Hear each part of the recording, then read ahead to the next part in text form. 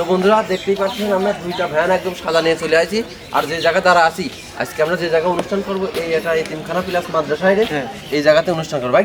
এই মাদ্রাসাটি আমি তো এর আগে আসছিলাম, এই জায়গায় একটা ক্লাস স্টুডেন্ট আছে, এতিম এবং হেফজো দুই ধরনের স্টুডেন্ট আছে। আরো সাথে আজকে নিয়ে আসি, খালি কিন্তু ছাগলই শেষ না, বুঝছো?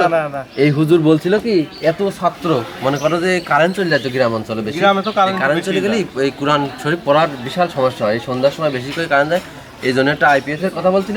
সৌদি আরব থেকে এক ভাই আমাদের বলছিল এটা আইপিএস দেবে, সেই ভাই হচ্ছে সে আইপিএস দিয়েছে সৌদি আরব থেকে।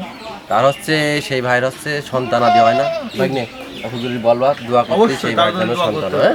এই এতিম বাচ্চাদের জন্য যেভাবে দান সদকা করছে আল্লাহ তার জন্য একটা সুন্দর বাচ্চা, বুঝছো? আমরাও সেই দোয়া করি আল্লাহ যেন তার মনের আশা পূর্ণ করে।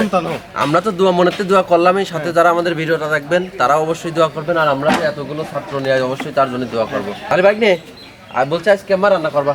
আজকে যেহেতু দুটো আস্ত খাসি নিয়ে আসি, আগে ছোট ছোট পিস করে দেবো, তারপরে তুমি কি রান্না করবা। তারপরে হচ্ছে এত চাল বলতো মনে করো খালি মাংস রান্না করলে এরে আর কি কভার করা যাবে না, এই জন্য আজকে আমরা এই খাসি দিয়ে তেহারি রান্না করবো।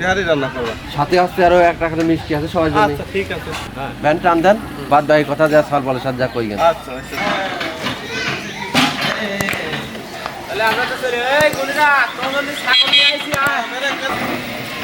আর সেজন্য দেখছিও কিন্তু আমি বিশাল একটা, বুঝছো?